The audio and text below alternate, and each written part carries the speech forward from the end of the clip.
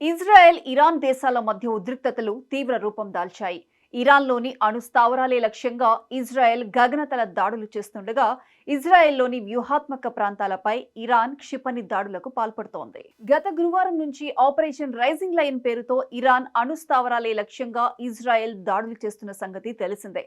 దీంతో ఇరాన్ నుంచి కూడా భారీగానే ప్రతిదాడులు జరుగుతున్నాయి.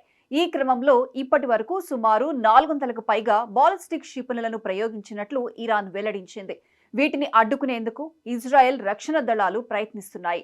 అయితే ఈ రెండు దేశాల మధ్య ఎంటర్ అయిన అమెరికా ఇప్పుడు ఇరాన్ను బెదిరిస్తోంది. ఇజ్రాయెల్కు మద్దతుగా మాట్లాడుతోంది. ఇరాన్ అంతు చూస్తామంటోంది. ఆయుధాల గురించి మాట్లాడుతోంది. దీంతో అమెరికా తీరుపై ఆ దేశ అధ్యక్షుడు ట్రంప్ ద్వంద్వ వైఖరిపై సర్వత్రా విమర్శలు వ్యక్తమవుతున్నాయి. నీతులు ఉంది ఒకరికి చెప్పడానికేనా, మనం పాటించడానికి కాదా అన్నట్లుంది అగ్రరాజ్యం అమెరికా తీరు చూస్తుంటే.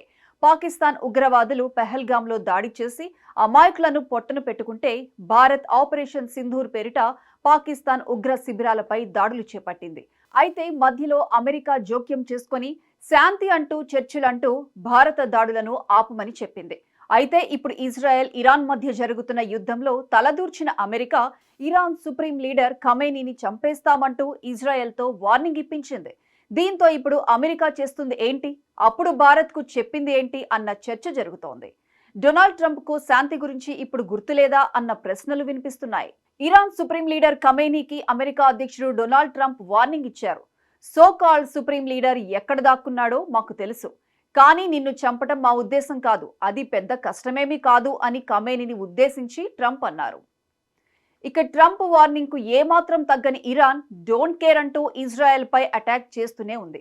ఏమాత్రం లెక్క చేయకుండా బాలిస్టిక్ మిసైల్స్ తో ఇజ్రాయెల్ పై విరుచుకుపడుతోంది. ఖమేనీ కూడా అమెరికాకు స్ట్రాంగ్ రిప్లై ఇచ్చాడు. ఇరాన్ సుప్రీం లీడర్ ఖమేనీని చంపిన తర్వాత కానీ యుద్ధం ముగియదని ఇజ్రాయెల్ ప్రధాని నెతన్యాహు కూడా తేల్చి చెప్పారు. అంటే అమెరికా, ఇజ్రాయెల్ కలిసి ఇరాన్ అధినేత ఖమేనీకి మరణ శాసనం రాసినట్లే భావించవచ్చు. భారత్, పాక్, రష్యా, ఉక్రెయిన్ దేశాలను యుద్ధం విరమించాలని హితవు పలికిన అమెరికా అధ్యక్షుడు ట్రంప్ ఇప్పుడు ఇరాన్తో యుద్ధం మొదలుపెట్టడం, ఆ దేశాధినేతను చంపేస్తామని బహిరంగంగా హెచ్చరించడం తప్పుగా భావించడం లేదు. ఎందువలనంటే అమెరికా మీద కూడా దాడులు చేస్తామని ఖమేనీ బెదిరించడం, లేదంటే దాడులు చేసేందుకు ఖమేనీ ప్రయత్నించి ఉండవచ్చు. భారత్ మీద పాక్ గత 4 దశాబ్దాలుగా ఉగ్రదాడులు చేస్తూనే ఉంది. ఉక్రెయిన్ పై రష్యా 3.5 ఏళ్లుగా బాంబుల వర్షం కురిపిస్తూనే ఉంది. అయినా భారత్, ఉక్రెయిన్ దేశాలు యుద్ధం చేయడం సరికాదని, చర్చల ద్వారా శాంతి స్థాపనకు ప్రయత్నించాలని ట్రంప్ సుద్దులు చెప్పారు. అదే ట్రంప్ నేడు ఇరాన్ పై యుద్ధానికి సిద్ధమయ్యారు.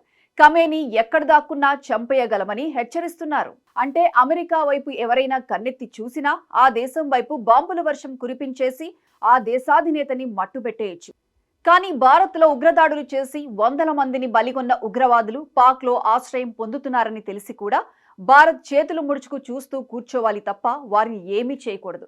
చేస్తే ట్రంప్కి నచ్చదన్నమాట.